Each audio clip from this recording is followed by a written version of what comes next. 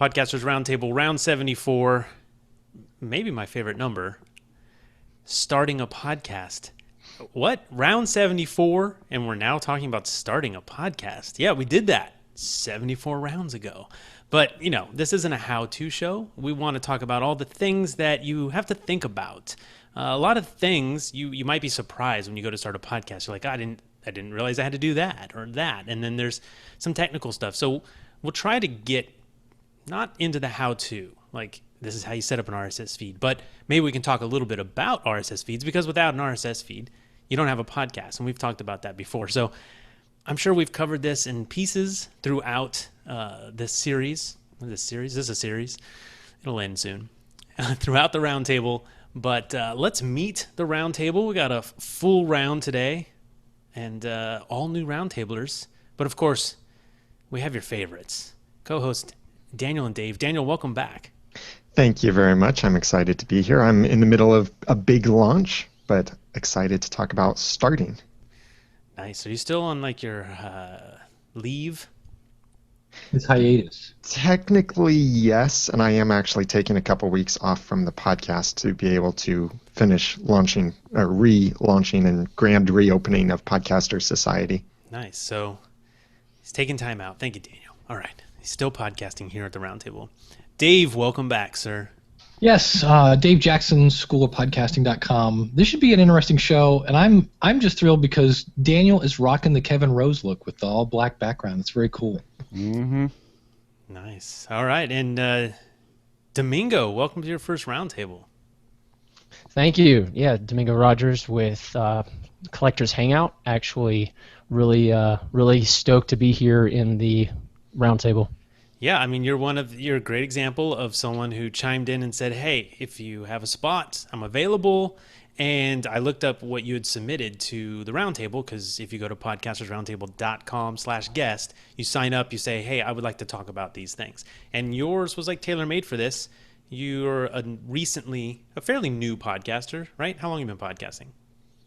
Yeah, so I actually started off first with doing Collectors Hangout just as a hangout on air, right, and recently transitioned it into podcasting. So really true podcasting, I've only had close to 12 episodes in.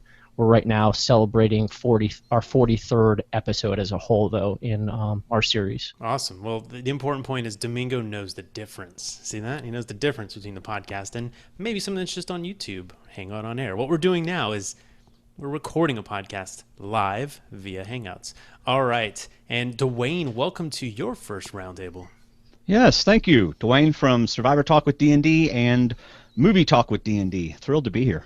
Look at all that cool stuff behind you. You got a nice microphone. Although, yeah. Domingo, I do dig the ATR, obviously, as I'm sitting here holding it. And everyone sounds great. But, yeah, you got a nice setup there. Dwaine, you do video as well, right? So I think you put on your sign-up sheet, your background is important. Yes, it is. Yeah. Yeah, probably. It's been a couple months since I filled that out. But, yeah. Yeah, we've been working on it for several years and just kind of slowly trying to make it better. Yeah, I listened to an old episode where you're discussing Top Gun. And I was like, oh, I want in on that one. It's old, but oh yeah. As a pubescent young man, I probably saw that 30 times, and yeah, fortunately didn't join the Navy. That was a fun episode. Yeah. Yeah, it sounded like it. All right, and then our final new roundtabler, Harlan, welcome. Thank you for having me. Yeah, where is your podcast? The Low Watt Living Podcast. It's about living more energy independent, battery backup systems, generators, solar, that sort of thing. Fantastic. Your podcast is only going to grow because it's definitely where we're headed, right? So your audience I think is so, going to get yeah. bigger. Yeah. Nice. And what is that? What microphone are you rocking there? That's the Telefunken M82. Right. And did everybody have this microphone that they're using when they started podcasting? Yeah, right. I had the Blue Yeti. And that was, compared to this one, is just, ugh. I would throw it in the trash compared to this one. This is one of those things that you have to consider when you're going to start a podcast, right? I mean, one of the first things you decide is, what the heck am I going to talk about? I mean, some people may know that they want a podcast before they even know what is they're going to podcast about. Who fits that category? I think I do, actually. Nobody? I actually I didn't know anything about podcasting except that I listened to Jay and Jack's Lost podcast and One Survivor podcast. So I found something that I wanted to talk about, and then I decided to podcast. But that was 4 years ago, so things are different now. Interesting. Yeah, I mean, when I found podcasting, I always had a hobby of producing audio video stuff, and I was like, wait, I can do this, put it on iTunes, and the world can see it? Yeah. I better come up with a topic, right? So it's like, how do you decide that topic? And for me, you know, it was something I was reading about, how do you write? And it was like, write about what you know about. So I was like, what do I know about? Well, I work in a pros department, and I answer these same questions all the time, every day. Let's turn them into tips, video podcasts. Boom, we're off and running. It really was a conduit for me to learn how to podcast more than it was about the topic. And then I got into podcasting, that became the topic. But, you know, Dave, your first show, was it topic first or podcast first? It was topic. I had been doing a newsletter for musicians, and it was just a matter. I'd actually at that point started putting audio on a website. It wasn't a podcast, but I had recorded back in the day. Well, it was. It's horrendous if you go back and listen to it. And I had recorded some phone interviews and things like that. So I was putting the phone interview online, and then a friend of mine said, "Hey, there's this new podcasting thing," and I Googled it, and there was 1.5 pages of information about it, and pieces parted it together, and was like, when I saw the MP3 go up and then come down, I was like, "Oh, I see what this is going to do." And it was very so I had the topic, and it was just like, well, let's take the newsletter and turn it into a podcast. And then once that completely got me addicted, then I was like, all right, then I'm going to start a podcast about podcasting. And then I think my record at one point I had 7 podcasts going. Oh, wow. And they were all awful at that point. Yeah. But it was I think every Fred Castaneda got a podcast. Fred Castaneda in the chat before we started, he had said, you know, it's very critical to plan, but he also said the last critical step is to not overreach and start too many podcasts, and you'll be quickly overwhelmed, staring into the abyss of pod fading. He did 16 shows. Now he only has 8. And so I'm famous for having, at the end of one of my shows, I say start a podcast or 2, and really that's because you can, but it's not necessarily always the advice you should follow. So some people may be a little too literal, and they find out, man, it's tough. I mean, even starting this show, this was a 3rd show at this point, but you really have to consider what you don't know going in when you're starting a podcast, right? So Domingo, when you decided to start a podcast, you were doing Hangouts on air already, and then what was the consideration to go into podcasting, and how much more work that would be? Well, for me, going into podcasting made sense once my wife had told me so much about how much she was enjoying podcasting. I wasn't really actually doing very much in terms of listening to podcasts. And then she took her advice and actually started listening to podcasts myself. You were one of them, and there were, of course, several others out there that I was really listening to.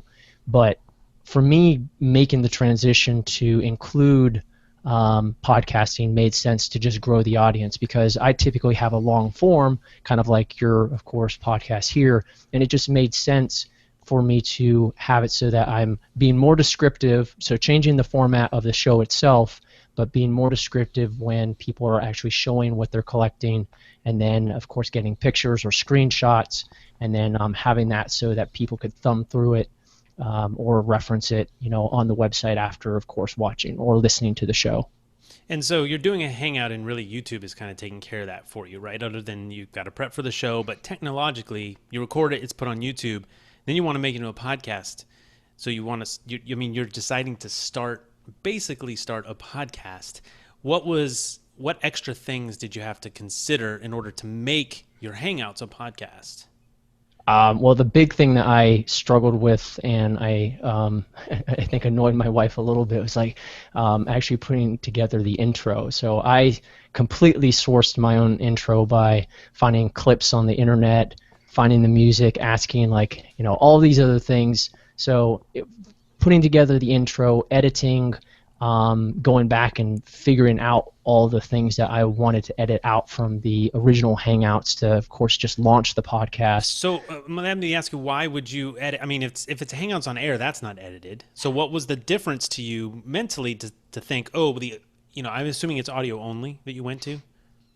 Well, it's audio, so I still do the Hangouts on air, Right. and then I add the podcast as later to. But why actually- edit? Because the Hangout on the air is not edited, right? So you have an edited version that's audio only. What's the difference for you? Why did you decide to? Because that's an extra level of production, right? You're going to take on this extra amount of work by editing. Why not just put up exactly what's on the Hangout? Well, typically it is pretty much what's on the Hangout, but I do an introduction that will, get the person that's listening to the podcast for the first time, understand what's going on. It just makes it more, I guess, user friendly or easier to digest. And if you listen to the intro and it doesn't sound like something that's going to interest you, go on to the next episode that we have. Nice. And Dwaine, you also do Hangouts. Right? Yeah, I was going to say to Domingo, what if you what I do is I include my intro on my Hangout, so that whenever, of course, I usually still go back and edit it into Audacity because it sounds better, but I do that on my Hangout. I have my my graphic, and when I'm starting the show, I hit the intro and then go into the show, so that the YouTubers also get the intro. Yeah, it's a little bit of a live to hard drive type thing, where you're doing a little bit more extra on the production side as opposed to the post-production side. Yeah. I'm sorry. Go ahead, Ray. You were going to ask me. Oh, go ahead. Sorry. No, I was going to say, which came first, the podcast or the Hangout for you? Oh, definitely podcast.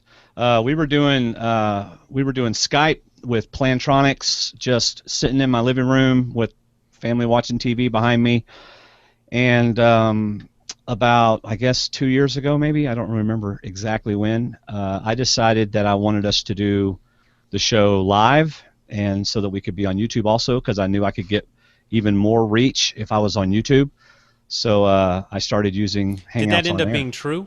I mean, absolutely. It was a theory, absolutely. But okay, so YouTube. No, absolutely true. Yeah. Okay.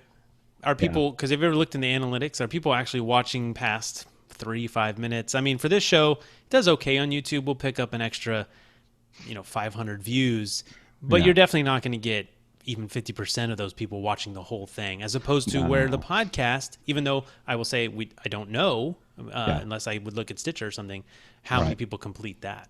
Yeah, but sometimes I start watching your shows on YouTube, and then I have to leave the house, and I switch to the audio Right. in the car. Interesting. Even if they don't watch the entire video, that got me exposure, and there's links to my iTunes feed in my videos, or in the more section underneath, and so you're right. Maybe depending on how long, some of ours are 3 hours long, some are 90 minutes. Not everybody listens or watches the entire thing, but a lot more, they at least get 30 minutes of it, and it gets exposure, and they might go find us. Plus, you can watch it on my website. You can download the MP3 from my website. You can download using iTunes. So they have plenty of ways to listen to it. But yeah, it did increase our listenership. Do you think, taking this back to the idea of starting, what do you think of using YouTube as practice like that? Were you asking me what I think about Or that? just anyone in general? Oh man, Well, that's I don't what know. mine started out as. I started out as a YouTube, and then and basically that started because my father passed away, and there was questions I wanted to ask him, just like every person that has a parent that passes away. Is They that say, the "Well, I flag in wish the I would-" background, Harlan? Yes, that is. So salute to his service. That Thank you very what much. branch was he in? He was in the Air Force. He was in the Korean War. Wow. And there's questions you wish you would have asked. So I said, I have 5 kids. Well, at the time I had 3. I said, I want to leave something where they can go back years later and say, I have a question about this, and then they can just see if they can find a video. And I said, I can't put out videos fast enough on the things I think my kids would want to know about. So that's when I switched over to the podcast. Yeah, I like that. Cool. So I'm definitely interested in those things that we have to do when we're starting a podcast, right? There's a lot of things that really can wait, because a lot of people get bogged down in the details and they don't launch when they probably should. So who's in the camp of having more than one episode when you launch? Me. Raise your hand. Harlan is. Every pretty much. I mean, I am. Dave, Start do with you? episode 0. Oh, that's another question. There's the episode 0 debates, and then there's the having 3. I'm on the 0 side. But I think it has to. But that didn't have to do with what you're podcasting about. So mine is a show-based podcast, right? Except for the movie talk, which we launched later, and we did launch with 3 or 4 episodes right off the bat. But for the Survivor podcast, we just launched with the new season. So it was boom. Here's this episode. 5 days later, we did another episode. So for that kind of thing, then you don't have to do that. But if you're doing something that's not dependent upon a TV show, then yeah, absolutely have 2 or 3. It's not time sensitive. Yeah, exactly. Right. So right. Dave. Yeah, the advantage of having a couple in the can is the fact that when life happens and you're like, what? We've got to go to so-and-so's wedding or whatever it is that pops up and you weren't planning on it. Now you've got one that you can put out and still have maybe a couple in the can. That takes the pressure off, because now if you've got to record it, because if you don't do it, it's not coming out, and you want to be consistent and things like that. And then that becomes a chore, and it's stress-filled, and all of a sudden podcasting went from being this cool, fun thing to now I got to find something and I don't know and whatever. And it's so if you have a couple that you can pull from, it's nice that you can say, all right, well, I'll just use this one and then I'll catch up later or whatever, to have a couple in the can. Not something I practice, but something I definitely believe in. So, David, are you saying that have 3 produced and have 3 launched, or have 1 and then have 2 or 3 already recorded that you can put out there? Yeah, I like to have a couple in the can, if I could, which I don't. But if I could, I would love to have a couple in the can, so that if somebody goes, hey, I've got a free ticket to wherever, do you want to go? I can't go, I got to do the podcast. I can say sure, and just put those out. It just allows you to have, life, basically, when things happen and, so-and-so breaks their leg or whatever happens, those things you just don't plan on. It'd be nice to have something to go back and throw in the feed and not have to worry about it. Which is a different consideration than launching with 3, right? And Daniel, you're the SEO iTunes guy, so podcast SEO. What do you think about that? I mean, I think it's a good idea. I mean, if they find your show, they like one episode, why not give them 3 to listen to, right? And that's even beyond SEO. Yeah, it's giving them more to consume and more opportunities to be hooked. The SEO benefit of this is that in iTunes, every episode contributes to your overall search engine optimization. So your episode titles, let's assume you have good episode titles. You do, right? But if your episode titles are good, then those are giving you more opportunities to be found right from the beginning, as well as demonstrating what you talk about. So you may not be able to fit or may not want to fit everything that you plan to talk about in your description or in your title or anything like that, but your episode titles become your portfolio of content. So if someone is looking and they click on your podcast, they see, oh, you covered this, this, this, and this. That sounds really interesting. I definitely want to listen to this. That's something I had to change from when I first started, is I was putting the number in front, what episode it was. And that was backfiring on me, because by the time I'd get to what the episode was about, it would be cut off. Yeah, they couldn't see it. So I had to change that. Yeah. So, Domingo, you mentioned having a show intro, that's something you needed to get together before you launched your podcast, something you wanted. It's certainly something you don't have to have. So I am curious, what about someone give me a must-have item before they actually submitted to iTunes? We're using iTunes as generic, sort of that being the marker of your podcast has arrived, right? Obviously it's not, but it's the 800-pound gorilla. And when you're on iTunes, it is that mark, like I am here, right? I have a podcast. So one thing you had to have, not that you wanted to have. Obviously, an RSS feed is one of those, and we can talk about that. But how about something else? Name? Got one? Name. You do need a name. So how did you decide on a name? That took me the longest, actually. Yeah. It's important. Isn't it important? It is. It defines the entire show. Yeah, it does. It took me maybe 3 weeks of working, because I worked at the time, I'm retired now, but at the time I was working 10 to 12 hours a day.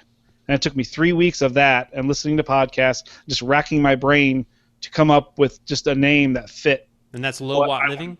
Yep. And then how did it I remember the moment. Does everyone remember the moment where they came I do. up with the name? I do. All right, so tell me how it happened.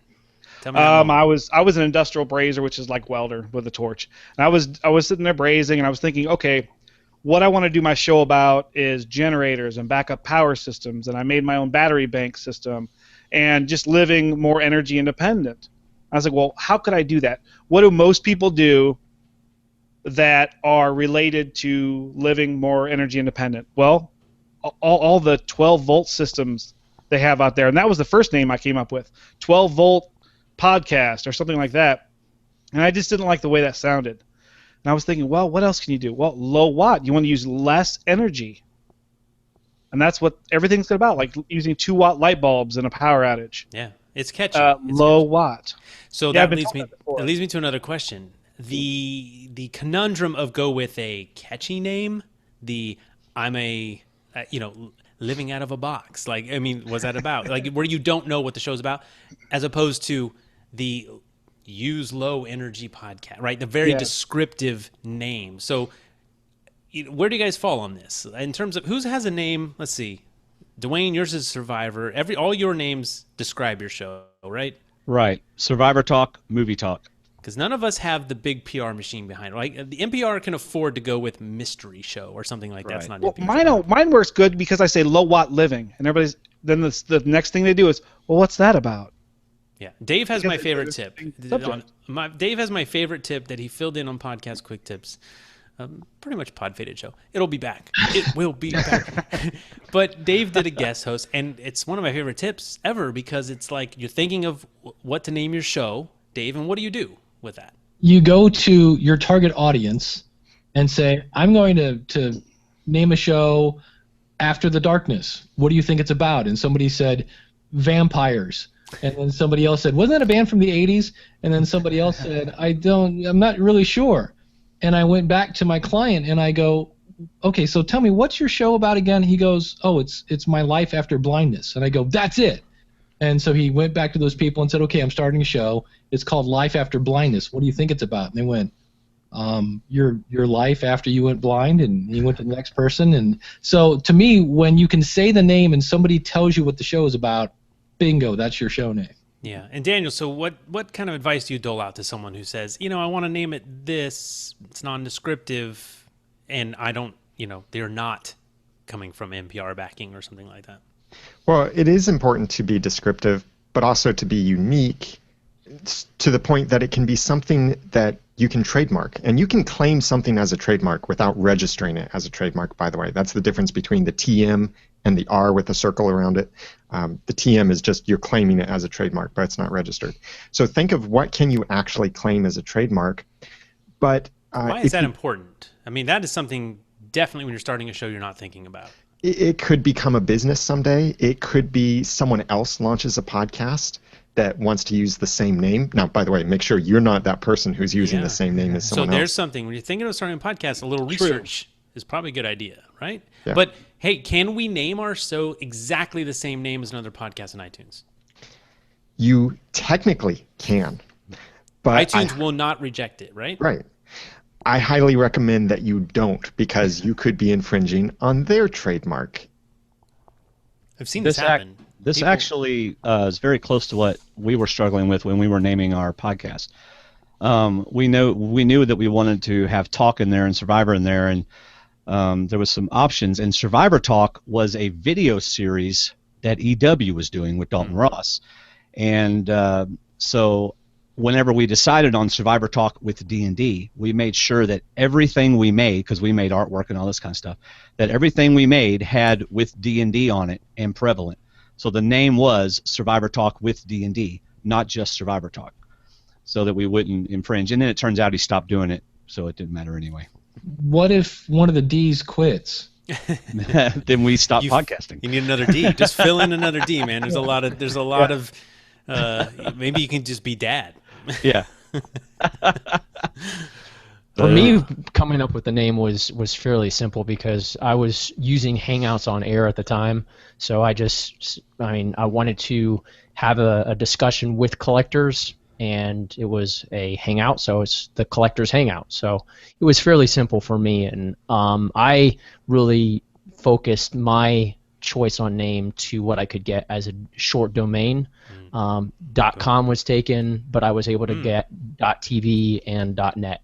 I feel like the whole roundtable could be on naming a podcast. Like, we're just going to run out of time because this is another great thing, right? Like, is the domain available? So you think, like, I have this genius name, I have to call it the Red Blue Podcast, and redblue.com or redbluepodcast.com, adding podcasts is another thing to consider, is taken. And that can be tough. I have found that it is just easiest if you can get the .com, which is not always an easy thing to do, but people are going to search for the name of your show. And if it's different, the .com is different, that could be a problem. Yeah. Well, it can be a problem until you dominate with the SEO. But that's right. There you go. And can I go back? If you have to spell the name for somebody, you've picked the wrong name. That's true. It's Dave-Jackson-podcast. Hyphen. Yeah. Well, and there's a way around that. Register the misspellings. And I say, so the Podcasters Studio, there's 2 S's in there. But I promise you, if you type in the Podcaster Studio, you'll find me, right? Don't get obsessive about that, though. My first podcast was called The Ramen Noodle, and I still have it to this day. Now I use the domain cleancomedypodcast.com because the Ramen Noodle was too easy to misspell, let alone people pronouncing ramen incorrectly. It's ramen, not Raymond, not Roman, not anything else. Ramen. But I registered every other spelling of it.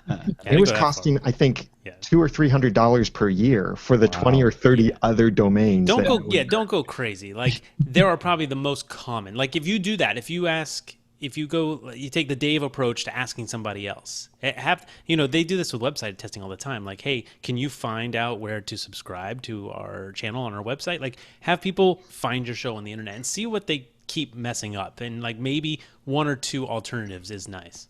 Yeah. I also just shortened ours to STWDD or MTWDD. Acronyms, Yeah. And that's pretty much what I tell people now. Yeah. So. We also have to remember, when it comes to naming a podcast, I think you should make it as broad as possible or as niche as possible, the name. Wow. Because it depends on where you're going with it. Like, let's say the Nikon D60 podcast or the camera podcast. It all depends on which way you want to go for it.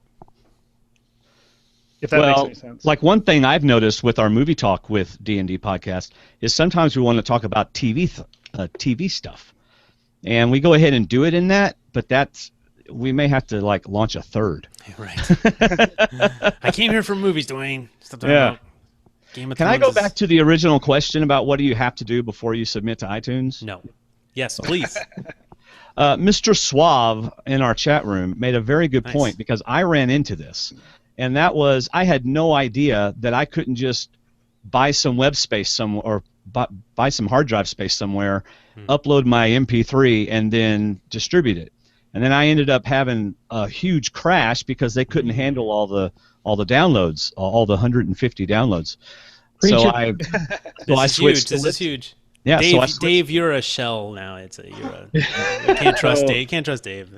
So I went online and was like, oh my gosh, help me. Daniel was one of the ones who helped me at that time, and I ended up finding Libsyn, which saved me. But man, I was scared there for a little while. All right, so let's go there. Right, we're starting a podcast. We know what we're going to podcast about. We have a name. We might have got the domain. All those things not actually necessary. Right? You don't have to have those things. You really just need an RSS feed and somewhere to host your stuff. So when we're thinking about starting a podcast, did everyone start out? I didn't start out with paid hosting, and that was a bit of a mistake. I wish I would have. Yeah. I wish I would have. I did my research, and I did. Yeah, there you go. I had some funky program called Podcast Maker that hardly ever worked, and it made my RSS feed for me. And when I discovered a hosting site, it was like it saved hours of my time. So you say, Dwayne, you said you crashed. So you were hosting on some like a shared server website, right? Is that what you're doing? Like PowWeb. It was PowWeb. And then you got enough downloads that it's just no, something else happened and it crashed and it brought to light that, like, I messaged them and they said, no, we're not designed to host a podcast. And I said, oh. So, I wish I was getting that many downloads. Are you kidding? That'd be nice. Yeah, the only money that I have outgoing for my podcast is my Libsyn subscription. Everything else I do is free stuff. Except for that microphone you got. Oh, that's buy once, cry once. Well, that's true. Buy once, cry once. Yep. So let's go back to that because it's such a critical step in terms of, hosting can also generate your RSS feed.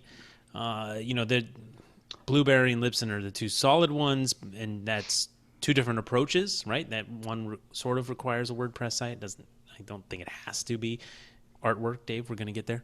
And so tell me, how did you guys, Domingo, you said you did your research. Where did you end up going? So I went to YouTube. I looked at a lot of articles. Many of the people that are in this feed were actually individuals that I actually sourced. But no, I decided on Blueberry myself. But it just made sense, being the fact that I was already hosting my site on WordPress. So. Right. And now my site is still hosted on PowWeb. Yeah, for you there was this importance of moving the media off of the website, right? That was what's causing the problem. And a lot of these websites will say unlimited bandwidth. Yeah, but what's the real issue there, Daniel? Yeah. Well, think of it this way. Whatever room you're in, you can fit an unlimited number of people in that room. Just not all at once. That's the way. I thought you were going some other direction with that. Sorry, go ahead. I was imagining Clown Car, but yeah, that's what I was thinking. When they say unlimited, there are actual limits. The biggest problem you may run into is simultaneous requests for information, and podcast hosting is notorious for simultaneously requesting large amounts of information. When you put out a 50 megabyte file, then 100 people are requesting 50 megabytes from your site at the same time. That can become a problem, and that can cause other things. But there are often little hidden limits here and there in their terms, and it also goes to abusing the resources. If you use too much from the server, then they'll say, hey, you need to upgrade because you're using too much at the same time. Right, and so we need, along with that hosting, so we have to have a place to put our media files. Whether you're going to try to hack Dropbox, don't do that, or you're going to be smart and get some paid hosting, you need an RSS feed, right? So you've hosted them, you need an RSS feed. Now, Dave, if we're using Libsyn, they can generate that for you. Domingo, you got Blueberry with WordPress, it's generating that for you. What other options are there? If someone is for creating an RSS feed, there is, you can hand code it. It still happens. Back in the day. Why would you do that? I used to use Feed for All, and I was doing my website in Dreamweaver, and then a friend of mine said, "Have you ever heard of WordPress?" And it's like, yeah, and it automatically generates the RSS feed, and that was the end of Feed for All for me because it was a pain in the butt. Yeah, I used Feed for All too, and it was like, why am I even? I actually used Feed for All, and it basically was like I could just adjust by hand coding. I was like, well, why did I pay for this? Yeah, why hand code it? Yeah, that was way back in the day. And I can't code anything, so I'm not a coder. Like you could just I can tell something fits into that, fill in the blank, copy paste. But yes, yeah, RSS is not as complex as it used to be, right? It's as scary as heck though when you're starting podcasting. And you're like, oh my gosh, RSS, what is that? Right. So don't let that scare you. Just take our advice and find a place that'll do it. Yep. That's my advice. I agree. Yeah, but it is really important, right? This is a critical decision because you could really mess yourself up for the future if it's done wrong. If you're submitting the wrong feed to, again, iTunes, that could cause some problems. I don't know if it's as difficult as it used to be, but Dave, where have you seen what common RSS? Dave deals with this all day long.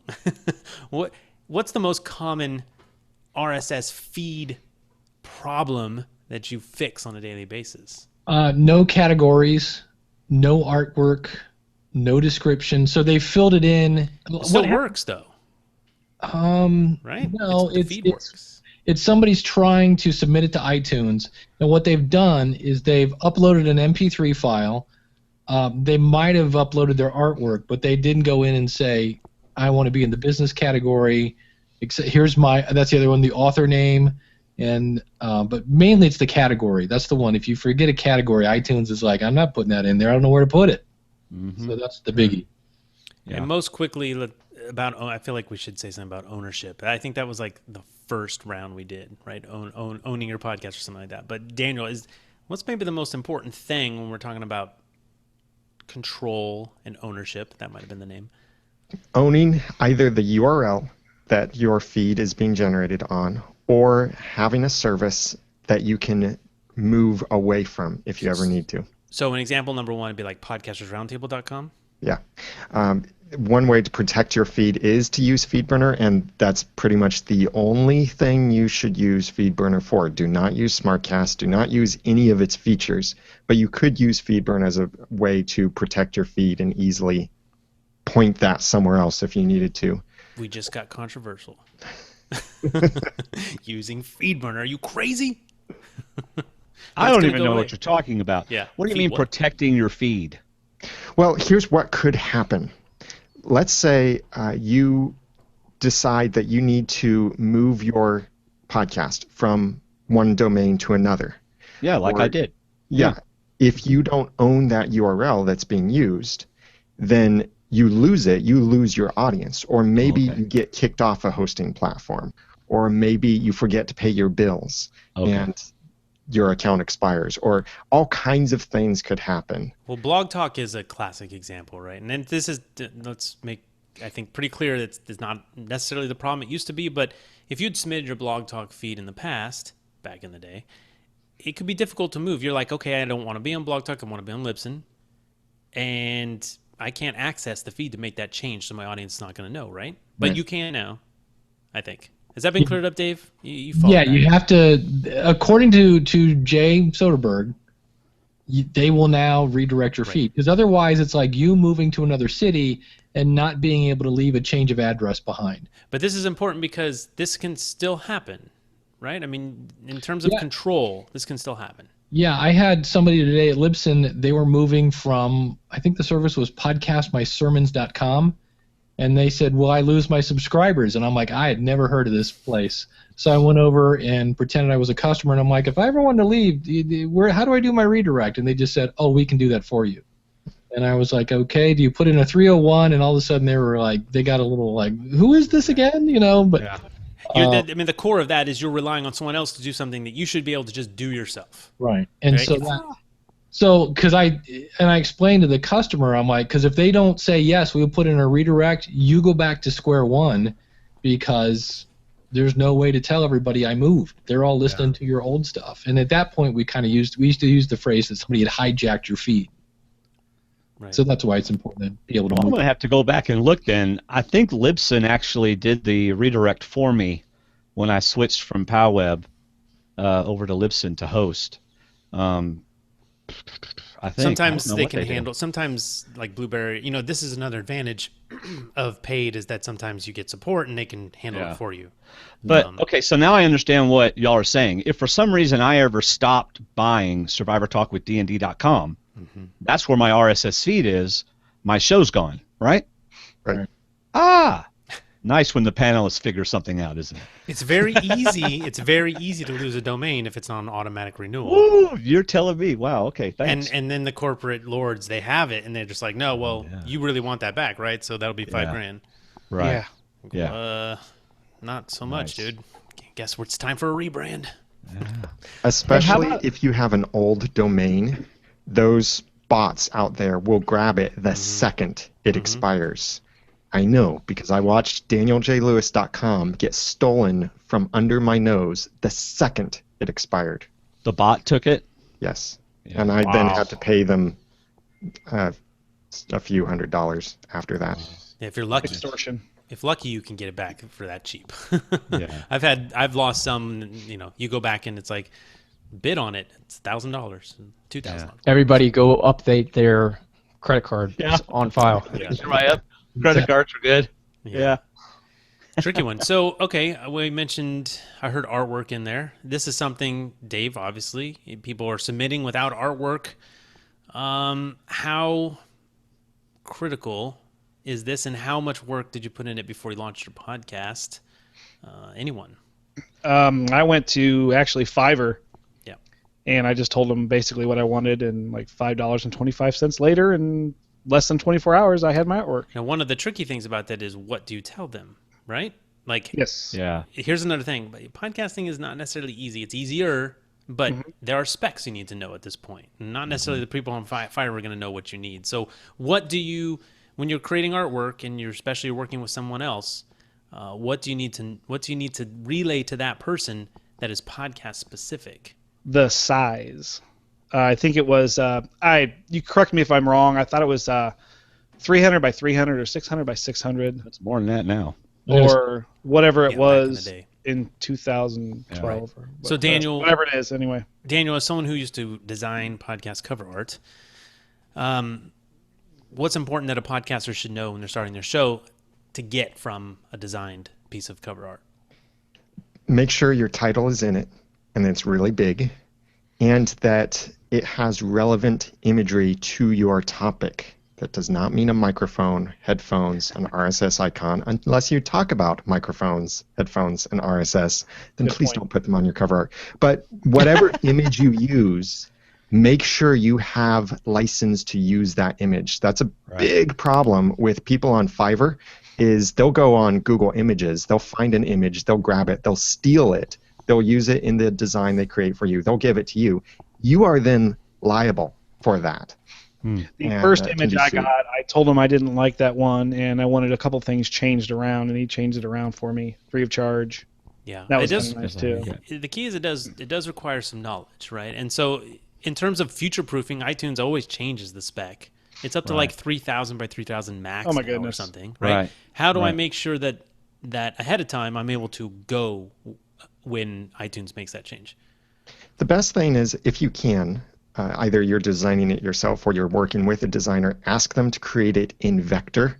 And if you have to use any bitmap images, that those be the highest resolution possible. So vector is scalable. You can scale it infinitely and it never loses its quality. Think of a font on your computer. That's basically a vector thing. Bitmap is pixels. You can't scale pixels infinitely. They start losing quality, or the image just doesn't look very sharp. So if you're buying an image off of a stock photography website, buy the biggest one you can, and then have your cover art designed at a large pixel size so that as the standard changes, you can grow with it. The other benefit is then you can multi-purpose that cover art. You could make a poster with the cover art and it could look really nice. T-shirts. Yeah. Yeah. True. I've done that. Actually, for us, we had about a month and a half to prepare, and I had a friend who's a graphic artist, and so you can see both our logos on my, whatever this is called, a mic flag, and this is the original logo. So a lot of them have yellow now, but back when in 2012 or end of 2011 when I started, I really wanted our artwork to pop out when you were in the iTunes store, although you couldn't find it. But still, so yeah, we put our faces on it. Survivor Talk with D&D made it pop, and I paid him to make the caricatures, and then he designed all that.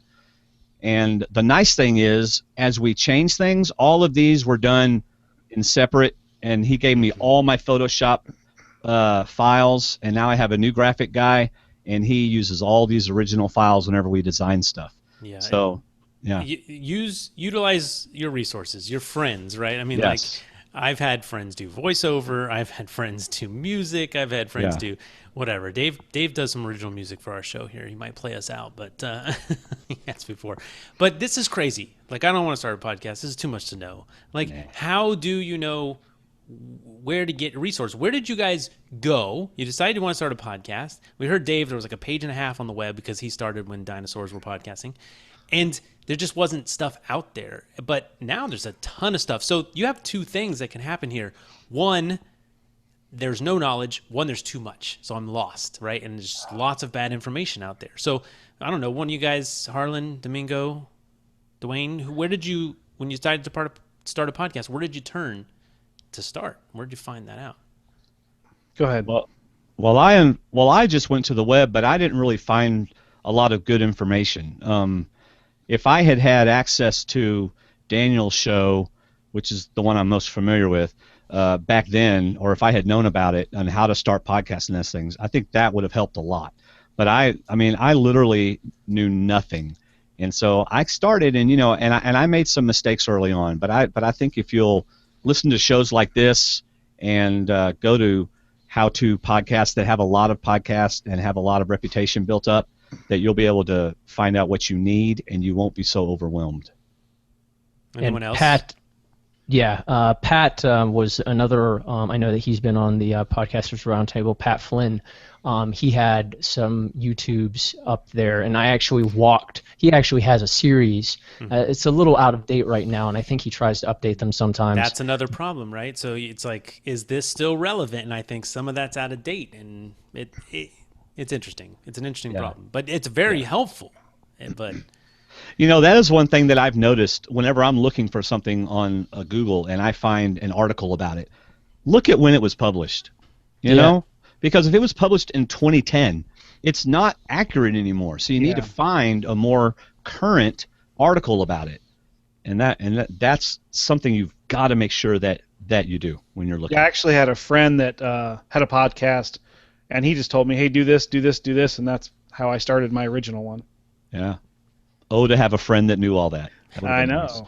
I wish he would have steered me towards a better mic at the time, but yeah. Hey, man, I had a Plantronics on this ear, little thing going down like that, and I actually bragged about it once. I was so embarrassed. I bragged about it. Nice. Hey, I mean, the important thing is you guys all started, though, right? I mean, like, that's right. If you had just worried, like, oh, the audio's, I mean, you didn't worry about it. Just do it. Yeah. And have fun. I was talking to this, probably this 18-year-old kid the other day. He was talking about starting a podcast, and he couldn't get any actual survivors to come on his show. And I was like, dude, you've been doing a podcast for like 3 weeks. They're not coming on your show yet. Have fun.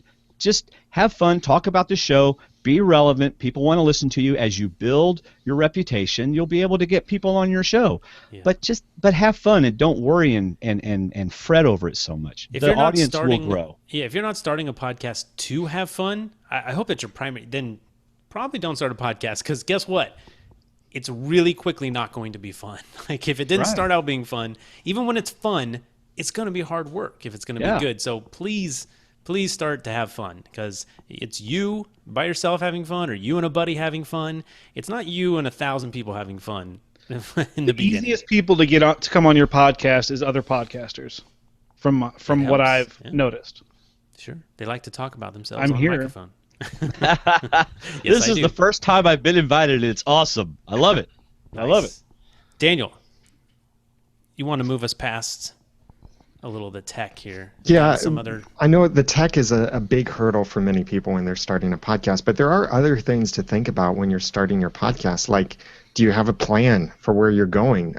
How consistent are you going to be? What's your schedule going to be like with publishing? And a lot of other things that are non-technical. Hobby or a profession. Yeah. Yeah. So I'd like to. The most critical. Go ahead, Domingo. Yeah, I would like to hear how everyone's thought is on actually publishing, because I have a routine of coming up of scheduling guests try to do it on a weekly basis, but I don't push out my podcast or publish my podcast on a specific day of the week. So did you all try to start off publishing on a certain day, or are you kind of haphazard? What's your methodology? I mean, I've always I think my first podcast came out on a Monday. It was going to be weekly, so the next one came out on a Monday, and I haven't missed one in 11 years. So that's just, and the reason I do that now is because I have people who are like, Dave, you're with me every Monday when I go to the feed store or whatever they're doing. Right. So, but on the other hand, I have other shows that are supposed to come out on Wednesday that occasionally go Thursday, maybe Friday. But I try to be consistent, because if you can, you then become part of their routine. That's right. And this happened to this show last week. So we skipped a week. I was in Boston for work, and I was getting tweets. So I'm at work, like, is there a roundtable this week? And we do it every 2 weeks. And I've now been consistent enough every 2 weeks that people started to expect that it was here, and this is a live show. It's very different even from a podcast, right? People have to be here if they want to be part of the chat and be live with like Emily and John and Jeffrey, all those awesome people in the chat, which actually looks like it's going pretty good tonight. Yep. But, you know, I think Emily was one of those. She's like, is there a roundtable? And I was like, oh, man, we've hit that point where people are, if you miss it, they miss you, right? So for me, it's, you know, I am pretty infamous for being not always on my schedule. The Podcaster Studio really doesn't have a schedule at this point. So most important is to publish stuff, right? But if you can be consistent, try to be consistent as possible, because people do build you into their life.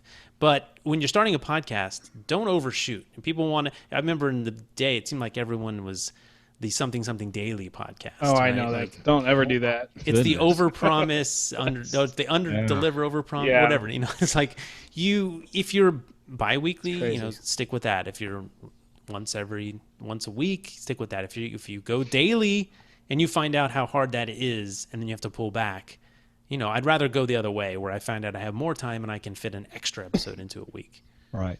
Also, when you're doing a live show, like we do ours live, just like you're doing yours live right now, same time every week, consistently. So, and if you do that, then people will schedule it just like they schedule to watch Once Upon a Time or anything that they're going to be watching. They will schedule that, and they'll come in and they'll watch your show and they'll be a part of the chat room. So it's a little harder if you're just starting out. You may just want to do audio to begin with, because then you can still be consistent every week, but you don't have to record at the same time, you know. But once you go live like this, you need to be able to record at the same time. Also, if you are going to change, that's why you got to have Twitter. That's why we have a Facebook group and things like that. We have a lot of interaction with our audience, so we're able to always let them know what our schedule is. Let's talk about that. Let's talk about, man, one of the biggest things that I wish I had done early was start an email list. It seems so old. It seems like a marketing. It's not. Sometimes it's just a connection to your audience. And that is, you know, I think where you're going to find those people who are going to say, hey, you missed a show, or are you going to have a show? They're also the same people that would be on your email list. Right. Obviously, that's a broad stroke, but I think that those are the dedicated people who have built you in, so you can communicate that way, because, you know, Twitter's a fast-moving river. Facebook doesn't show you everything. Most of the time, people get their email. So, you know, I would say when you're starting a show, you know, start that connection with your audience. You have the social. That's a good one. Do you buy social for your podcast? We talked about that a little bit last time, but have the social, but, you know, start that email list. Is there anything like that? Do you guys, you know, did you guys all start an email list? Do you guys have email lists? Do you use them for communicating to your audience, or is it just a marketing tool? I don't use it. I do have MailChimp, but I don't actually actively use it. My intense listeners, I talk to them on Facebook daily. I talk to them all the time. And I make a point to say on my episodes, contact me on Facebook. I answer within minutes usually. And because like I'm a stay-at-home dad, so I have my phone on me constantly. And like I said, I talk to them daily. Yeah. And I think with the core that works, but there is like the silent majority, right, of the people who listen who never contact you. Yeah. But it like Dwaine is saying, like if you're gonna miss, try to communicate. And I think email is probably one of the best ways to reach the people who might not even necessarily be engaged on you with you, other than like a push sort of notification, right?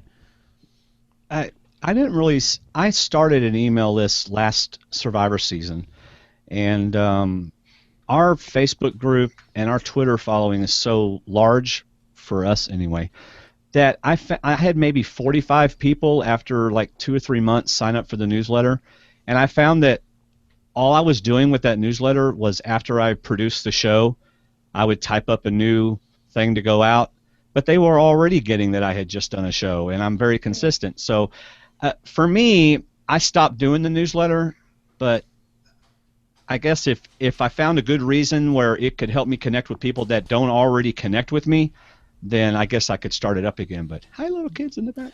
But it might make you connect deeper. Okay. That could be, because I know, depending on your show, like for me, there are a lot of times when I'm mentioning different links and things like that, and so I was amazed at one time. People always talk about making a lead magnet, And I just said, hey, if you're on a treadmill or walking the dog, you're at the grocery store and you're thinking, I need to remember to get this later. If you've ever done this, here's an easy way. Just sign up for my newsletter. And then when I put out a new episode, all these links will come into your inbox. And I was amazed that everybody must have thought, hey, that's a good idea, because I had a bunch of people join. And it's the people that join are the people that want that information. And now they're one click away, as opposed to come back to the website and click on that. That's true. And for me, the most important element there is that you have the direct connection where you're not relying on a third party. So you may never use it, but what if you have a critical announcement? What if you got booted out of iTunes for a terms of service violation, and now you can't actually talk to your audience? You know, something like that. So having it, I think, is key. Using it is a completely different situation, but I have it, but I don't use it. But see, I like what David said, because now I'm going into their inbox rather than me waiting on them to come get my product. I'm going into their inbox with, boom, Survivor Talk with D&D just emailed me. Oh yeah, click, they're on my website. So yeah, now I'm gonna start using it again. Email is still the thing that you check. I mean, it really is. Yeah. You don't not check your email. It still happens. Yeah.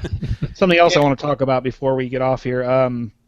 Make your podcast as automated as possible.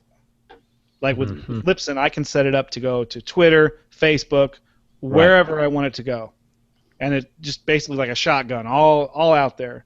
And I think that's one of the best tools in my arsenal.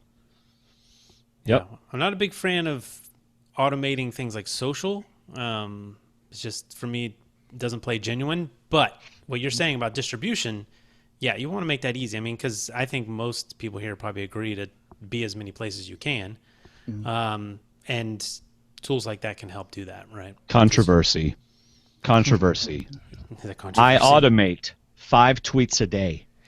There's a difference. As long as you were there to respond to those tweets. Absolutely. Right? And automation gets tricky when some global event happens and it seems extremely insensitive that you're tweeting about like this hilarious blood murder movie you're reviewing, and you know, there's been a mass shooting or something. You know what I mean? Like, automation is dangerous. That's just a personal choice. So that's what only my podcasts go out on automated. Yeah. Everything else I do live. And there are different levels of automation too. You could automate the schedule, but you wrote the messages, or you wrote the titles, or you could automate completely that, and then you end up with the just hyperlink or pointless stuff. I think automating the schedule is fine, like Ray said, as long as you are still present if someone responds to you. Right. Well, I got my phone with me all the time, and when I get a Twitter notification, it pops up, and so I'll respond. So I custom make like 20 to 25 tweets, depending on what show we just did or what previous shows that I want people to see or things like that, and then I'll get them on a schedule, and they'll go out. So what I found was, when I wasn't doing that, since I'm a full-time worship pastor during the day, and I can't be at home doing podcasting stuff and be on Twitter the whole day, this allowed me to still have a presence and still be original, without me having to stop what I'm doing and get on there and be on Twitter when I should be doing something else. Right. So it really helped me, and I don't overdo it. It's like once every 2.5, 3 hours, so. All right, well, as we wrap up here, we will go out and we'll ask you where we can find your actual show. Thank you for being on the show. But if you have one, what is the most important thing you did, in your own opinion, when you decided to start a podcast? I'll just leave it that. I'll leave it as open as that. And I will go out here. Does anyone have one of those at the top of mind? And then I'll give everyone else a chance. Daniel, you ready? The most important thing when I launched my first podcast, and it was the most powerful thing to kill the podcast, was being perfect. My first podcast and its episodes were absolutely perfect. That's why I only got to 9 in 2 years and realized this is horrible. This is a pod fade in progress. This is a zombie thing going on. So I stopped trying to be perfect. Great. That's funny. May I say something to that? Mm-hmm. That is hilarious, because I used to spend 3 hours editing out every little and everything out of our podcasts. And when I stopped doing that, it was freedom.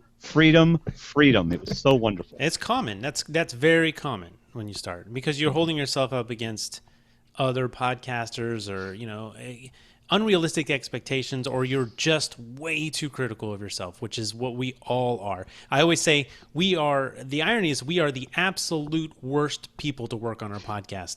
But when you're a podcaster, most of the time, you don't have a team. You are the one. So you have to listen to yourself. You have to edit yourself. Like, absolutely the worst person. If you could pass that off, it would come back. Anyways, so give yourself a break. Daniel, where can we find your podcast? I'm Daniel J. Lewis at theaudacitytopodcast.com. All right. Dave, since you're the other co-host here, you're up next. You have to jump in here. And that's it. That's my tip. Jump in. Because, again, as Ray was talking about, I was chiseling my RSS in a granite stone back then with Fred and Wilma. And I had no idea what I was getting into. But I just knew it looked cool, it sounded cool, and I was like, all right, I want to try this. And I just jumped in. And I had a guy on my show last week that does a show about dealing with grief. And he said, it's not perfect, but I launched it anyway. And he's already helping people. And I said, that's a really good point, because a not-so-perfect podcast is already making impacts, while there are plenty of people that are like, it's not quite right yet. Well, that's not impacting anybody. So, and I always say your podcast is a recipe. Go ahead and launch it and then tweak it later. Don't just put crap out there, but realize that no matter what you're going to do, the 10th episode is going to be better than the first. So I am Dave Jackson from the schoolofpodcasting.com. Otherwise, I'll keep going on and on here. That's perfect. And I 100% agree. Do a few things, do some planning, and get your ducks in a row with your RSS and stuff, but then get out there, because you are going to be, a year down the road, you're going to be so happy that you started, because you have to get the rough stuff out of the way. You have to start. I always say it has to matter. You have to press record and publish before you can get better. You can keep doing that in your room all you want. You have to put it out there. And that's a great tip, is that you will start helping people right now, and they will help you make it better. I don't think you can make it better until you have that feedback from the audience. They'll let you know. Your show may end up being something completely different than the way you launched it, but you won't know that until it's launched. So awesome. Domingo? Yeah, for me, it was just start the podcast and really get into planning if you have a podcast where you're going to have guests each week, plan your guest list out as far as possible. That way you're not stressing, and then fill those holes if they come up. And again, Domingo Rogers with collectorshangout.tv. Awesome. Like a pro. Thanks so much for your first roundtable. Once a roundtable, always a roundtable. Jason Bryan, he knows that in the chat room. Dwaine, thanks so much for. I'm happy I finally got John here. So thanks so much for joining us. So the question was, again, most important thing? Yeah. Well, to you, in your opinion, for yourself, what was the most important thing you did when you decided to start a podcast? Deciding to do it and do it. Well, I didn't know it at the time, but it was have fun with it. Have fun with it. And the other thing that I did. You weren't planning to have fun? Well, I was, but there's a side of me that's so meticulous that I want everything to be perfect, and I needed to just sit back and let the personality go. Yeah. And so doing that, and I did contact a couple other podcasts that were doing the same type of stuff and let them know I was starting a show, so people heard about us from that. So. Rob has. No, actually, it was. If you hadn't asked me, I could have told you. Yeah, that's right. You guys are You guys are your own big niche there. The Survivor niche is. You got a lot of, and I don't want to divert too much, but I want to talk about. I want to talk about a little about competition. Do you guys work together in general, or is it fairly competitive in that? Rob and I have a good relationship. Yeah. Awesome. Do you find I can't compete with Rob? Are you kidding? But that's just it. Now that's important, because I think a lot of new podcasters they think that, right? I mean, you got Daniel, Dave, when you come in, and it's almost an impacted niche. You're like, no, I can't ever be. I mean, we all entered the podcast about podcasting space, and here we are on the roundtable. Yeah, right, together. I wish it was less competitive than it is, but it's really not competitive among the podcasters. It gets competitive amongst the listeners. So you'll have other shows listeners that that are being more competitive, and we podcasters are like, there's enough shows for everybody. They are fans of a show that Right. breeds competition. So maybe it just playing to their niche. So I'm Dwaine Stroud. I'm co-host with my best friend David Jones, and we have two podcasts: Survivor Talk with D&D and Movie Talk with D&D. Just look up Survivor Talk, you'll find us. Very cool. Or just come check out the video. You can see it on his mic flag. Maybe you want to get a mic flag. All right. Thanks so much. Harlan, thanks so much for joining us for your first roundtable. Oh, thank you for having me. The thing I struggled with, it's the same thing I struggle with every day in like normal life, so to speak, is trying to make everybody happy. It's it's impossible, but when you get that in your head, you still try to do it, and it just drives you nuts. You have a podcast. You're putting yourself out there. That's not an easy thing to do. You're fairly vulnerable when you put yourself out online like that. And so, you guys, any general advice about doing that and dealing with what can come from that? I mean, someone's going to say something that's going to hurt. It's going to hurt. Yeah, you just got to let it roll off your back. Don't make big changes. I did have one instance where I actually talked to Daniel about it when it happened, where someone made a legitimate concern about my podcast, because I'm a professing Christian. So on my podcast, we don't talk about it, but it's acknowledged that we're a family-friendly podcast. And I had made a comment about an attractive lady on Survivor, and I got a feedback about, what are you doing lusting after women on Survivor, which I didn't think I was, but so yeah, you can't please everybody, but you also got to think about, what do you want to put out there? Because you got to make sure that you're being aware that there's kids listening to your show and adults listening to your show, so you got to be careful about that. Well, you got to remember, I started this so my kids can listen to this in the future. Yeah, you're not going to. So I always have that in the back of my mind when I'm saying things on the air. Well, it matters now too, because iTunes forces you to pick if you want to be explicit or clean, right? But in terms of feedback that can be harsh. I'm on YouTube a lot, and don't necessarily take it in. Is it like for you, Dwaine? Like it was something that was legitimate to consider. Yeah. But I see people, they'll get one complaint and they'll completely change their show. Like. Right. Grain of salt, like and I talked about the silent majority. Most people, they won't complain. They love your show, so take it with a grain of salt. Consider if it's actually something that you need to make a change, and just be careful not to feed the trolls. You don't want to get in one of those flame wars, and that gets ugly, right? Because and at least somebody was actually reaching out to you too. That's always a yeah, right. Say something controversial. Get people. People will complain they don't get engagement, man. If you want to make a mistake once in a while, you might actually find out someone actually. I want to make plenty of those. Yeah, so do I. I make mistakes, and people will point it out. I say, "How come you've never contacted me before?" And really. At least the door is open, and we'll start talking. So try saying 12 volts when you mean 24 volts to people that actually know what it means. Yeah. You never got so much interaction from your podcast. I don't. Yeah, it's true. That's crazy. Yeah. Yep. I'm sorry. Go ahead. No, Dwaine, go ahead. Daniel actually helped me out once because I had a really unfair iTunes review, and it was really unfair, and it wasn't true, and I contacted Daniel about it. I said, "Is there something I can do about it?" And he goes, "Yeah, sure. I have a podcast about that." So I went and, I had an episode about that. So I went and listened to the episode, and I just went to our group and just said, "Hey guys, there's a feedback. If you think it's not applicable anymore, then would you report it?" And I got it. It eventually got taken off.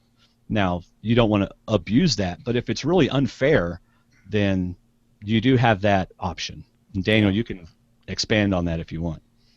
Yeah, you can do two things. One is you can vote it down so it's no longer as prominent. But the other thing is if there's something about it, like it's personal attacks, there's profanity. Well, if there's profanity, it might not even make it into iTunes. Right. But if there are personal attacks in it or just horrible things, then you can report that to Apple and get some of your fans to report it as well, and Apple will look at that and consider taking it down. Right. But that's really only for those things where it's like personal attacks, completely irrelevant stuff. Right, and more likely you're going to get feedback that is just, it's critical. They might be right. Yeah. You got to get a little tough skin and just don't internalize. Don't take it too far. It's very hard. to put yourself out there, but you're way ahead of the game. And still, the minority of people are not putting themselves out there making a podcast. Right. So do your best. You'll be great. Don't get too upset when someone says something critical, and consider if maybe there's some change that needs to be made. But you can always have a conversation with that person. That might be the way you start a conversation. I know that a lot of bad comments have turned into almost friendships because you actually had that conversation. Yep. So, all right. Well, we're out of here a little longer. You can find me on Facebook, Low Out Living Podcast, or lowoutLiving.wordpress.com. Thanks for almost forgetting about me. You almost forgot about yourself. I wanted to wait till you were done. Oh, no, appreciate it. Way too kind for the Roundtable. Low key, low watt, low key. All right, we're out of here. Go podcastaroundtable.com. Make sure you come back for number 75. This one's a little longer because I love 74. It's just a good number. All right, you guys. Have a good night, everybody. We're out. Wave goodbye. See ya.